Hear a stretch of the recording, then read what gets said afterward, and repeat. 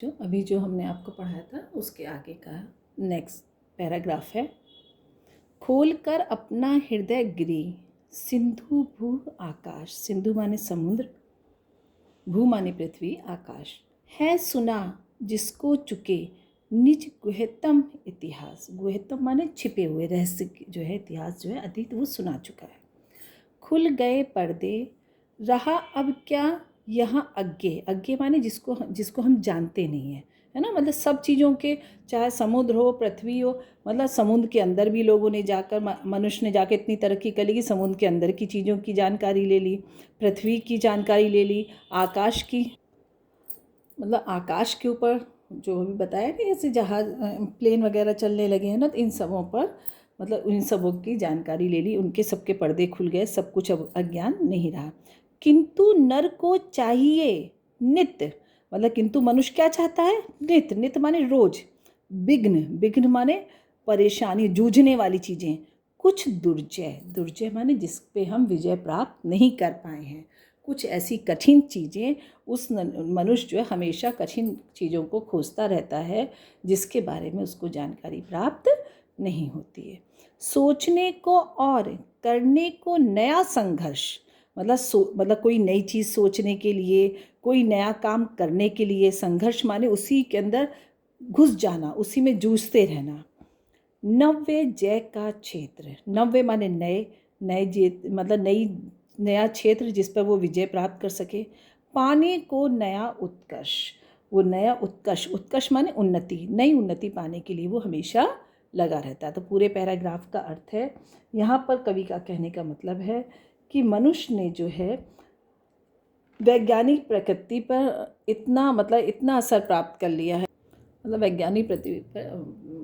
वैज्ञानिक तरीकों पर उसने इतना अधिकार प्राप्त कर लिया है कि आज जो है उसने पृथ्वी, आकाश और समुद्र के जो गुह्यतम रहस्य हैं, ऐतिहासिक रहस्य हैं, उसने जान लिया है। सारे पर्दे उसके खुल चुके, सब कुछ सामने आ गया है। अब उसको जानने के लिए कुछ भी शेष नहीं बचा। किंतु फिर भी मनुष्य कुछ दुर्जय वाली, बाधाओं वाली, रुकावटों वाली चीज़ों को वो चाहता है कि वो मुझे मिलती रहे। सोचने को वो चाहता है कि मुझे नई नई चीज़ें मिले, जो बाधाएं हैं उन बाधाओं पर मैं विजय प्राप्त कर सकूं, उस बाधा रूपी क्षेत्र के ऊपर मैं विजय प्राप्त कर सकूं। नया संघर्ष करने के लिए वो लगातार अपनी बुद्धि को लगातार या निरंतर लगाए रहता है। उन बाधाओं को खोलने में वो अपना उत्कर्ष दिखाना चाहता है, या वो उन्नति प्राप्त करना चाहता है, उन बाधाओं के ऊपर उन्नति प्राप्त करना चाहता है। नेक्स्ट पैराग्राफ है। पर धरा सुपरिचिता, विश्लिष्ट स्वाद विहीन। सुपरिचिता माने पढ़ी लिखी, मतलब पढ़ी हुई, स्वाद विहीन माने बेस्वाद। यह पढ़ी पोथी ना दे सकती प्रवेक नवीन। एक लघु हस्तामलक, हस्तामलक माने हाथ, हस्त प्लस अमलक, अमलक माने आंवला, मतलब हाथ पे रखे हुए आंवले के समान। यह भूमि मंडल गोल, ये पृथ्वी का जो मंडल है ये हाथ पे रखे हुए आंवले के समान गोल है। मानवों ने पढ़ लिया सब पृष्ठ जिसके खोल, मतलब इंसान ने इस पृथ्वी मंडल के जो आंवले के समान उसके हाथ पर रखी हुई है, उसके सारे पृष्ठों को उसने खोलकर पढ़ लिया है। तो पूरे पैराग्राफ का अर्थ है कि इंसान ने सब चीज़ों पर विजय प्राप्त कर ली है ना। अब वो नए नए संघर्ष करना चाहता है, नई उन्नति चाहता है, मगर क्या करे, उसने तो पृथ्वी को पूरी तरीके से पढ़ लिया, अब कुछ भी उसमें नया नहीं रहा, कोई सब रसहीन हो गया है, मतलब बेरस हो गया है। वह पूरी तरीके से उसको पढ़ चुका है। ऐसा लगता है जैसे कि हाथ पर रखे हुए आंवले के समान जो पृथ्वी गोल गोल दिखाई दे रही है, वो आंवले के समान है, जिसको एक क्षण में उसने पूरी तरीके से उसके सारे पेजों को अच्छे से खोल खोल कर समझ लिया है, पढ़ लिया है, जानकारी प्राप्त कर ली है। ठीक, नेक्स्ट पैराग्राफ। किंतु नर प्रज्ञा सदा सद गतिशीली उद्दाम। उद्दाम माने तीव्रता, इससे पहले भी हम आपको बता चुके हैं ना। ले नहीं सकती कहीं रुक एक पल विश्राम। विश्राम माने आराम, मतलब किंतु नर की जो प्रज्ञा है, जो आदत है, वो क्या है आदत? गतिशील। गतिशील माने लगातार चलते रहना, खोज करते रहना। उद्दाम माने तीव्रता के साथ, और वो एक पल भी कहीं भी विश्राम नहीं ले सकती। यह परिचित भूमि, यह पोथी पठित प्राचीन, सोचने को दे उसे अब बात कौन नवीन। मतलब जो ये परिचित माने, सुपरिचित माने अच्छे से पढ़ी हुई, तो परिचित माने पढ़ी हुई, जो ये भूमि के बारे में उसने मतलब पढ़ लिया, यानी कि जानकारी ले ली है, ये सब पोथी पढ़ चुका है वो। उसकी प्राचीन पुरानी जितनी भी जानकारी, मतलब प्राचीन समय से लेकर आज तक वर्तमान समय तक में उसने पृथ्वी, आकाश और समुद्र सब जगह से उसने नई नई जानकारी ले चुका है, सब जानकारी प्राप्त हो चुकी उसको। अब उसके पास सोचने के लिए कोई नई चीज़ क्या है? तो पूरे पैराग्राफ का अर्थ है, मनुष्य की प्रज्ञा उद्दाम है, जिसे एक क्षण भी विश्राम करने के लिए, मतलब वो अपने आप को एक क्षण भी विश्राम नहीं करने देना चाहता। इस भूमि को पूरी तरीके से पढ़ चुका है। भले ही यह पृथ्वी उसके लिए पठित पुस्तक के जैसे समान है, किंतु अभी भी उसके मन में ये लगा रहता है कि मैं और क्या चीज़ करूं, क्या नया करूं। मानव एक नए विस्तृत जगत की खोज में लगा हुआ है, एक नई चीज़ को खोजने में हर वक्त लगा रहता है। नेक्स्ट पैराग्राफ,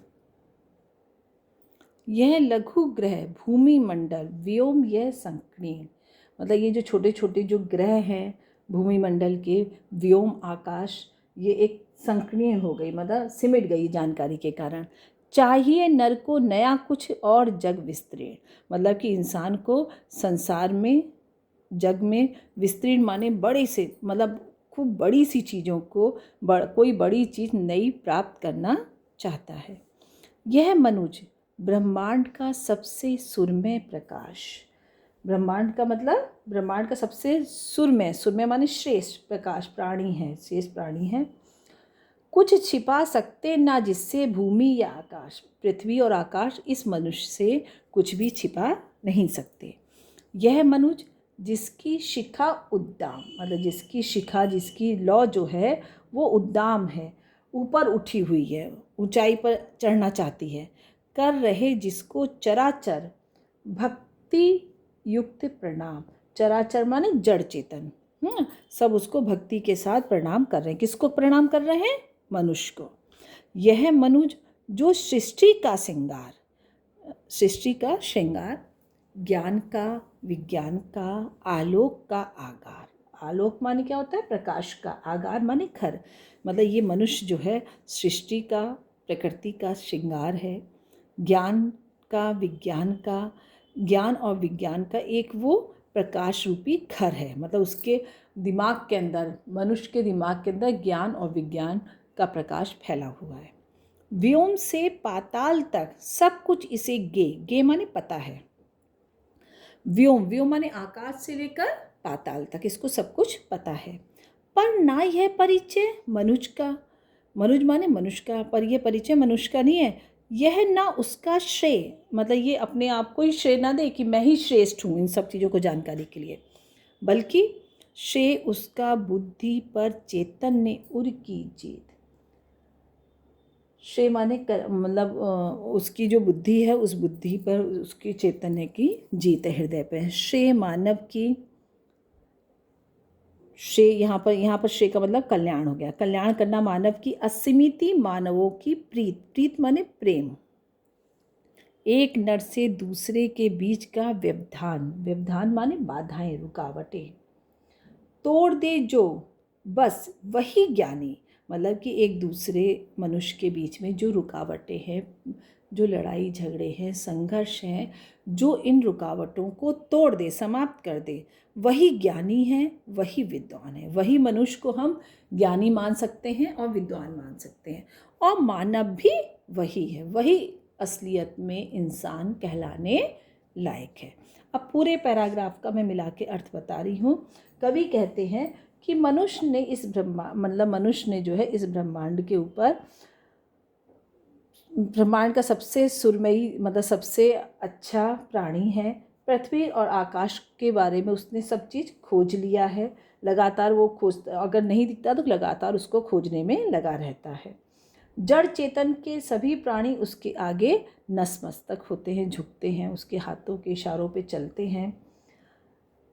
यह मनुष्य जो सृष्टि का श्रृंगार है, ज्ञान और विज्ञान का, जिसके दिमाग में प्रकाश का, जिसका दिमाग ज्ञान और विज्ञान के प्रकाश का घर है, आकाश और पाताल तक जिसको सब कुछ पता है। इस मनुष्य का परिचय उसका सिर्फ ये तो मनुष्य का परिचय है, मगर सबसे अच्छा परिचय, उसका वास्तविक परिचय यह है कि वह ज्ञान विज्ञान के लिए कल्याणकारी मार्ग ढूंढे, दूसरों के अपने उस विज्ञान को, उस बुद्धि को वो दूसरों के कल्याण में लगाए। जब तक वह बुद्धि और हृदय पर विजय प्राप्त नहीं कर लेता, तब तक उसकी सारी प्रगति जो भी है, जो भी उसकी तरक्की, वो सब बेकार है।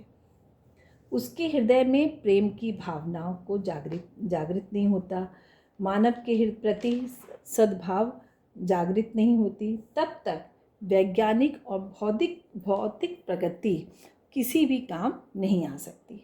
तो यहाँ पे उनका कहने का मतलब है कि मनुष्य को क्या करना चाहिए? मनुष्य को मानव के बीच में जो दीवारें बनी हुई हैं, जो रुकावटें बनी हुई, उनको तोड़ दे। वही व्यक्ति ज्ञानी और विद्वान कहलाता है। सच्चे अर्थों में वही मानव कहलाता है। नेक्स्ट पैराग्राफ है। देखो, अब तक तो हर पैराग्राफ में ये बताया गया कि मनुष्य ने कितनी तरक्की कर ली है, सब कुछ उसके हाथ में है, सब कुछ वो आगे बढ़ाता चला जाता है। पाताल, धरती, आकाश, सब पर उसका अधिकार है, यहाँ तक कि परमाणु बम तक उसने बना लिया। अब वो क्या कहते हैं, अब यहाँ पर रामधारी सिंह दिनकर जी मनुष्य को समझा रहे हैं। क्या कहते हैं? सावधान मनुष्य, यदि विज्ञान है तलवार तो इसे दे फेंक, तो इसे तुम फेंक दो, समाप्त, हटा दो अपने पास। कि जो तुम्हारी विज्ञान का मतलब ये कि तकनीकी जानकारी तलवार के समान है। अगर तुम्हारी जो तकनीकी जानकारी है वो सब तलवार के समान। तलवार क्या होता है? तलवार से क्या हो सकता है? तलवार से अपना भी नुकसान हो सकता है और हम दूसरे का भी नुकसान कर सकते हैं। तो उसी के लिए कह रहे हैं कि हे मनुष्य सावधान, यदि तुम्हारी तकनीकी जानकारियाँ तलवार के समान है तो तुम इसको फेंक दो। तज कर मोह, जो तुमने इससे मोह पाल रखा है, जानकारी से जो तुम्हें मोहब्बत हो गई है, उस मोह को, उस प्रेम मोहब्बत को त्याग करके तुम इस तलवार को, इस जानकारी को समाप्त कर दो। स्मृति के पार, स्मृति माने इसको अपने दिमाग से हटा दो, याद, अपने दिमाग में इसकी याद भी नहीं रखो। हो चुका है सिद्ध है तू शिशु अब भी अज्ञान, ये तो सिद्ध हो गया है, क्योंकि उस तकनीकी जानकारी से, जो तुमने तकनीकी जानकारी प्राप्त करी है, यानी कि जो परमाणु रूपी जो अस्त्र बनाए हैं, तलवार के समान बनाए, इससे ये तो समझ में आ गया है कि तुम जो हो अभी अज्ञान पुरुष बच्चे के समान हो, अज्ञानी बालक के समान हो। फूल कांटों की तुझे कुछ भी नहीं पहचान। फूल कांटों की मतलब अच्छे बुरे की। फूल माने, देखो, फूल कांटा, अगर कोई कभी किसी व्यक्ति के बारे में लिखता है तो उसका मतलब सुख दुख हो जाता है, मगर यहाँ पर तो तकनीकी जानकारी के बारे में हो रही, तो यहाँ पे क्या हो गया? फूल माने अच्छा, कांटों माने बुरा, मतलब अच्छे और बुरे की तुझे कुछ भी नहीं पहचान, तुम्हें कुछ भी पहचान नहीं है। खेल सकता तू नहीं, ले हाथ में तलवार, मतलब तुमने जो वैज्ञानिक तकनीकी पर अधिकार प्राप्त कर लिया है, वैज्ञानिक चीज़ों को जो तुमने बना लिया है, परमाणु बम है और बहुत सारी चीज़ें जो हैं वो तुम्हारे हाथ में तलवार के समान है, इसलिए तुम उस तलवार से मत खेलो, काट लेगा अंग। तुम कभी कभी ऐसा होता है कि उस चीज़ से भी तुम्हारे अंग, तुम्हारे खुद के अंग भी कट सकते हैं, तुम्हारी असावधानी के कारण। तुम उसको ध्यान नहीं दोगे और तुम्हारे अंग भी उसी से कट सकते हैं, तुम्हें भी अब परेशानियाँ आ सकती हैं। तीखी है बड़ी यह धार, इस तलवार की जो धार है वो बहुत तीखी है, बहुत तेज है। पूरे पैराग्राफ का अर्थ है, कवि कहते हैं कि हे मनुष्य तुम सावधान हो जाओ, क्योंकि ये जो वैज्ञानिक तकनीकी है, जो विज्ञान पर तुमने जानकारियाँ प्राप्त कर दी हैं, ये तलवार के समान एक घातक अस्त्र है, विनाशकारी अस्त्र है। इसे तुम्हें मोह को त्याग करके इसको फेंक देना चाहिए, अपने स्मृति के पार, अपने याद से, दिमाग से निकाल देना चाहिए। ये तो सिद्ध हो चुका है कि तुम जो हो अभी बालक, तुम एक नादा अज्ञानी बालक हो। ये बच्चों के खेलने के लिए तलवार नहीं है, है ना। फूल कांटों की तुझे कुछ भी नहीं पहचान, तुम्हें तो अच्छे बुरे की कुछ भी पहचान नहीं रही, कोई भी विवेक नहीं है। तुम्हारी थोड़ी सी भी असावधानी से, थोड़ी सी लापरवाही से ही इसी अस्त्र से, अपने ही अस्त्र से तुम अपने अंग काट लोगे। अतः इस तलवार को तुम फेंक दो, इसकी धार बहुत तेज है। ये तलवार तुम्हारे लिए हितकारी नहीं है, बल्कि एक दूसरे मनुष्य से प्रेम करना, मनुष्य के बीच में जो बाधाएं हैं, जो रुकावटें, उनको दूर करना ही असलियत मनुष्य की पहचान है। यहीं पर बेटा हमारा चैप्टर समाप्त होता है। अब इसके क्वेश्चन आंसर हम आपको बाद में देंगे, ठीक है। इसको बेटा सब्सक्राइब भी करते चलना और लाइक भी करते चलना, ताकि जो भी वीडियो आपके पास जब भी आप चाहें तो आपके पास उपलब्ध हो सके। धन्यवाद।